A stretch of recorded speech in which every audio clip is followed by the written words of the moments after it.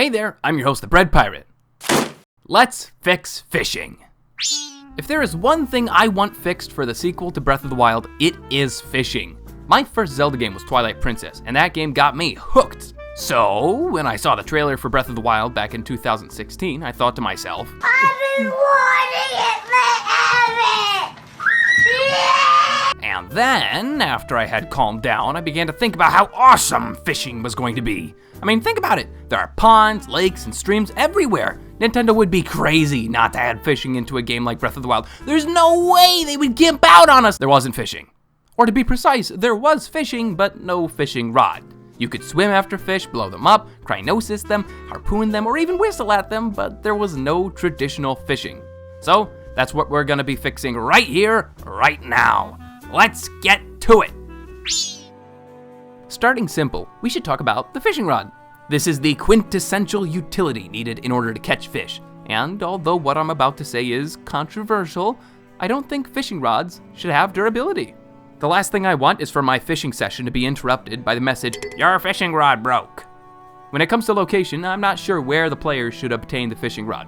Should you buy it? Do you find it at a dungeon? Is it a quest item? I don't think it makes a huge difference, as long as it's easy to find.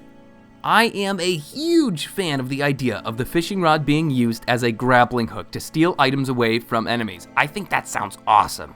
We have to talk about how the fishing rod operates. Does it count as a weapon? Is it a bow item? Maybe it's a quest item, or maybe we should say it's a rune. My belief is that the fishing rod should operate similar to a weapon, but you need to use the throw button in order to cast the line. However, I would prefer if the fishing rod was a part of the key items inventory. That way it doesn't take up weapon slots. So it acts like a weapon, but it's categorized as a key item. In general, I want fishing to be as similar to Twilight Princess as possible. So when you throw the line, the camera should zoom in on where you're fishing without showing you the hook. That way there's an element of surprise involved. Then, using the attack button, you can reel back the line, and if you caught something, you'll have to button mash to keep the fish on the hook. Otherwise, you'll lose them. It could also be interesting if the player had the ability to sway the fishing rod back and forth with movement controls. Unfortunately, if the fishing rod is going to be a feasible item, then other forms of capturing fish will need to be nerfed. Otherwise, the fishing rod won't serve much of a purpose. On a shorter note, why don't we talk about bait? We should be able to change the baits we use on our fishing rods so that we can get bigger or rarer fish. For instance, if you want to catch a chillfin trout, then you'll need a cold darner. Or to get a voltfin trout, you'll need to use a volt fruit. Pretty simple, right? Having options with lures is another way of increasing variation in fishing. Twilight Princess had 5 different lures, and I wouldn't mind if Breath of the Wild had more of them. Each lure would be designed to catch different varieties of fish, such as nervous fish, deep water fish, or large fish. Then, of course, there could be illegal lures, which are shunned by the NPCs of Hyrule. And even more bizarrely, there could be lures which are designed for specific biomes. Think along the lines of ice fishing holes or lava fishing if you're feeling rather dangerous. Each of these lures could be rewarded to the player for exploring the ocean floor and finding chests, or they could be random rewards found while fishing.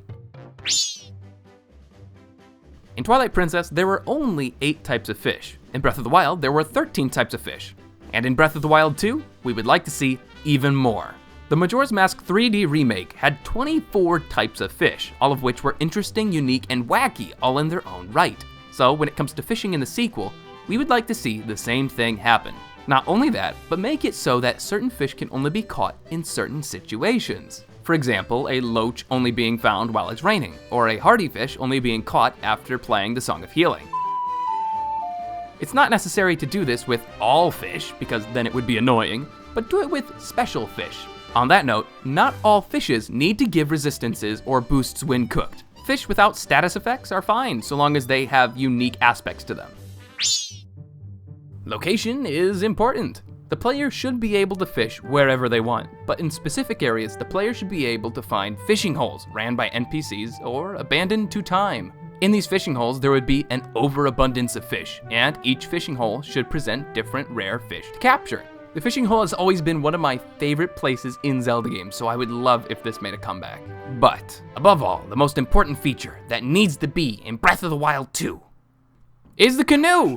Like, seriously, Twilight Princess had a canoe, and you were supposed to be able to put dogs in it, but they cut that out mid-development, and it makes me mad! But at least there's one thing which doesn't make me mad: comments. I love responding to comments, and I do respond to every single one of them. I like to hear what you guys think about the video, and I like to hear what ideas you might have for future episodes. Or you can just ask me random questions like, what's your favorite color, or what is the airspeed velocity of an unladen swallow? You know, whatever you guys want. Until I see you next time, have fun storming the castle.